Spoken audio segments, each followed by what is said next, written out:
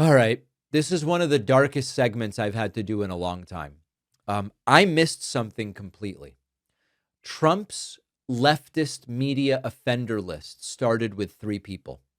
It started with me, David Pakman, um, my friend Brian Tyler Cohen, and Brian Krasenstein, one of the Krasenstein twins. And maybe some of you noticed it. I actually did not. We're all Jewish.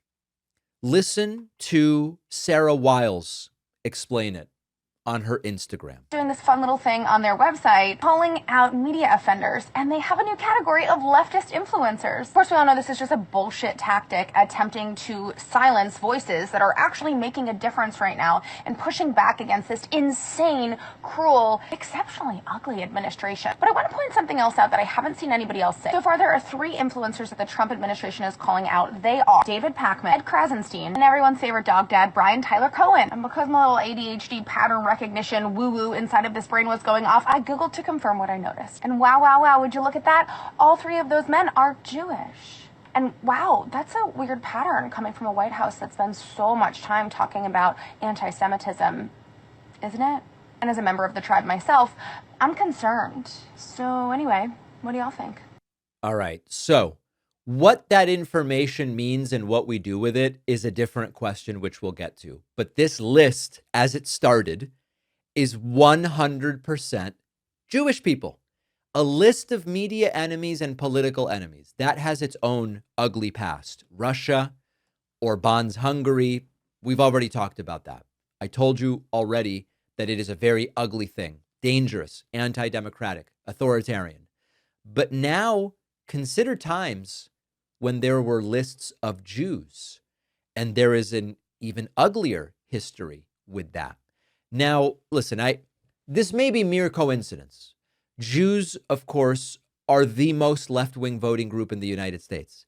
It's more likely, if you're targeting the left than the right, that there will be Jewish people. Statistically, it's more likely because Jews are so overwhelmingly left-wing.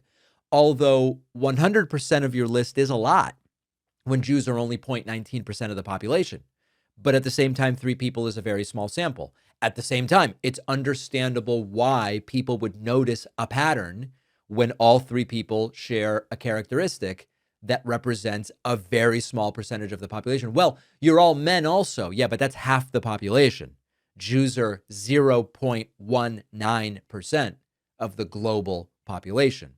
Now, it does make sense to look at history a little bit when we think about this stuff. When you look at authoritarian movements, they've often started with the language of offenders, enemies, disloyal media, internal threats. And the concern is not necessarily the religious identity of the targets, and Judaism is an ethno-religious identity. There's a Jewish ethnicity that is totally separate from your beliefs. The real issue is the normalization of these official enemy lists. Now, without question, even if the religious composition were different, imagine there were one Jewish person, one Catholic, one Muslim, whatever. The existence of such an official government enemies list would still be a major story. Now, I can't tell you, I want to hear from you. I can't tell you whether the Jewish composition of the list is coincidence, if it's unconscious bias, if it's something more intentional. What I can tell you is government maintained enemies lists are terrifying historically. And when it just so happens, or maybe it's not coincidence, that the names on the list share a historically persecuted identity, some people are going to notice. Now, I have to admit, I didn't notice until I saw Sarah Wiles' video. I had not noticed that. And I think that there may be some relevance to it. Now, the good news, and this is just unbelievable, the good news is that people seem to recognize how dangerous this is. And they are coming out in droves to support me. We did a one-day membership drive yesterday, anticipating potential legal expenses related to being on this list and to reinforce and grow independent media. We did a one-day membership special. Almost 500 of you signed up for new memberships yesterday into today. I am without speech. I'm speechless. I know that there's 140 other people who emailed in requesting the coupon code to get that discounted membership. Thousands of you rated my podcast on Spotify and Apple Podcast. Thank you.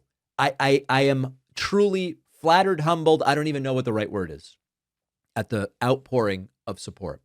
So if you missed yesterday's membership drive and you want to take advantage of it, we're going to extend it for a day. Just email in info@davidpakman.com. Say, David, give me that code. I need that code. We'll get you the code as quickly as we can. It's going to take us a day or two to work through those already 100 plus emails.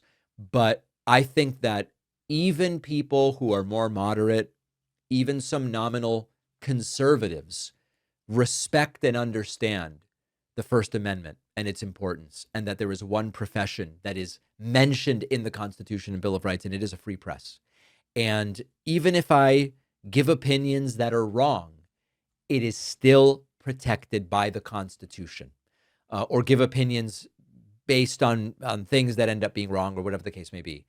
So thank you for the outpouring of support. We are going to continue doing what we are doing. And I know my team appreciates it, our staff, and it is sometimes when things get the craziest, it's when you see that people actually do come together out of a united sense that something wrong is happening here. And something wrong is happening if I've ended up on a White House list, that's for sure. Think of how much personal information you put into your favorite AI chatbot. They track everything you say on the app. Many of them sell the data to ad companies, and they use your personal info to train the AI so your personal life lives inside the chatbot forever. Creepy stuff, which is why I recommend Venice. It's sort of like a VPN for AI. Our sponsor, Venice, gives you access to all the best and latest language models, ChatGPT, Claude, Gemini, Grok, DeepSeek, as well as leading image, video, and music generation models, all in one place, but you can use them privately and anonymously, and it's completely uncensored. On Venice, you can ask the AI for anything, and it won't say no. Nothing is tied to your identity because your prompts are encrypted. They never even leave your device. So no corporation or government can spy on you and those conversations. Access the world's leading AI models privately. You'll get 20% off any plan when you go to venice.ai/Pakman and use the code Pakman. The link is in the description.